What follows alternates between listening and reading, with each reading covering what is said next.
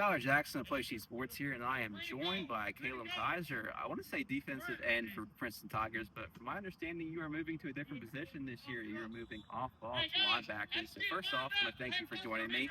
And second off, I want to dive into that. You've been a very successful edge rusher over the last couple of years. Take it back to 2023, you had the pressure against Parkersburg in the quarterfinal round, the forced incompletion, and the strip sack that sealed it. So, and last year, obviously, first team All-State edge rusher, and now you're moving to linebacker. Now, you played a little bit of off-ball last year whenever there were some injuries. Talk to me about what that change has been like and really what spurred it. DN's always going to edge, going to always have a special part in my heart. But, Coach Tanner asked me, it was probably his first day here. He asked me if I want to play linebacker, and I was like, of course, I'll play anything. Just, you got to be adaptable when you're a football player. Play anywhere that they need you. So, I bought in, and it's going good right now. We still have formations where I come off the edge or different things that get me to the quarterback.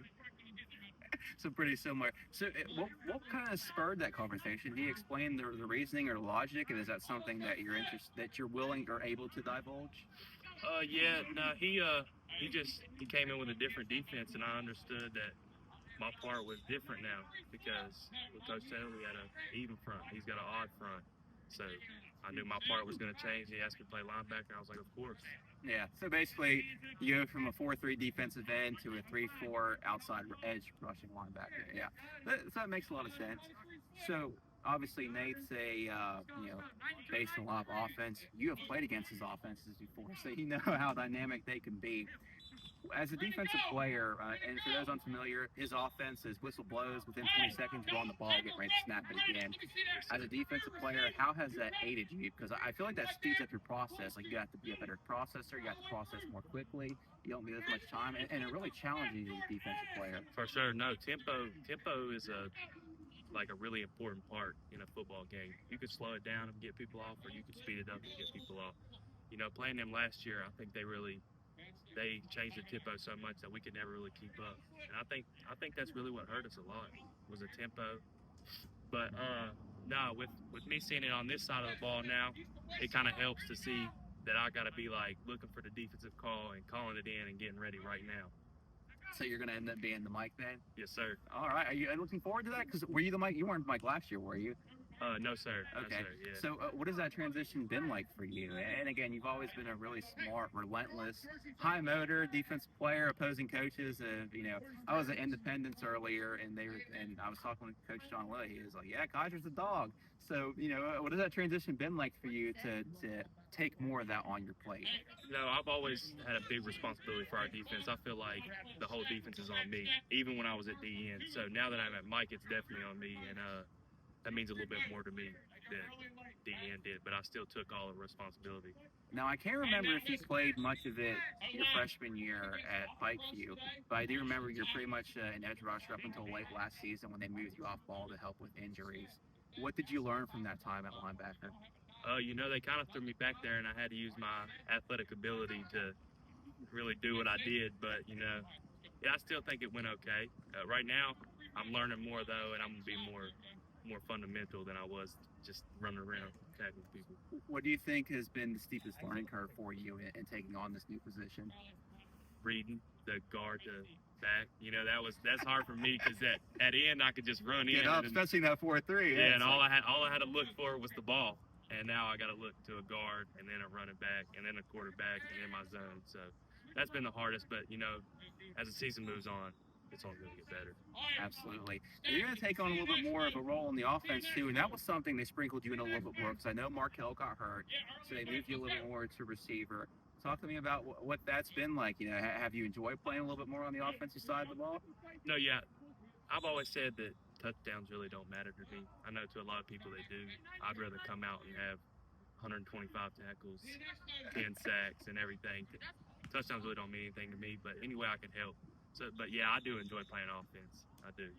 Now you lost your sack brother and Daniel. He left for Penn State earlier, and that changed. The truth is that changes the dynamics of defense quite a bit. It's hard to lose an athlete like that. How do you think you go about changing that? Because like you guys put teams in, it was so hard because you were relentless, and he had so much athleticism. How do you think it looks differently now that you're looking at completely different edge rushers? And again, like the structure of a 3-4 defense is different. You're asking those fronts to two gap instead of pass rush off the edge. But how do you feel like that loss kind of impacts you? Because I felt like it helped everybody. It helped him having you on the other side. It's like, okay, we can't just block up Kiser, and it helped you. It's like, okay, we can't just block Daniel. Talk about how you feel like the domino effect of defense is. I still never believed him until he actually left that he was going. To be honest with you, but because he told me probably a month or two before, he was like, I'm probably going to Penn State. I was like, you're lying. But that was one big thing that their O line could never really double team somebody because you always had somebody else coming. We always pride ourselves on the D line about that, and having him gone, we're gonna have to figure out different ways to pressure instead of just me and Daniel just firing off the ball and coming through. Now, the way the season ended, that Hoover game, I think that the feeling that I got talking to Coach Taylor and just really everyone around is that felt like a hit to your pride, the way that Hoover won that game by just running and running and running. And I talked to Brad Moss a few minutes ago, and he said, we kind of walked away feeling like we were sharp and soft, like with that. What did you learn from that game that you think you can apply to that? Because I imagine as a player, that's the most infuriating sort of way to lose is they're just running, the quarterback at you time and time and time again. And it's just very difficult to stop. No, that definitely hurt my pride. As I said, I took all responsibility. And I was at linebacker that game. In the 2 series, they moved me down. We got 4 outs. But that's besides the point anyways. I actually pointed that out too. And I know you were playing on one leg at that point, but I was like, man, like they weren't able to do anything like when both the players were on the front. I played with one leg since after week 10. I ruptured a ligament in my foot, but that's besides the point anyways. But that kind of hurt me when I played linebacker the whole game, and then the two drives that they had offense, and I was down at the end. We got 4 outs, but neither here nor there. We did not come out to play at all, and I think that's a big thing that we're coming out on anybody thinking they're Martinsburg like we were our 10th grade year, coming out at anybody like that. Got to. Now, I asked Brad and Chance about this because I felt like outside, like there was so much tunnel vision because you guys were dropping down from, the reclassifications. You weren't in Quad A, you were in Triple A. You had all these kids coming back. It felt like a perfect scenario that you guys were on the walk to the state championship, and it felt like that was, I don't want to say a burden to win, but it just felt like it was hanging over. And they both disagreed with that, so I think that their assessment's probably more correct.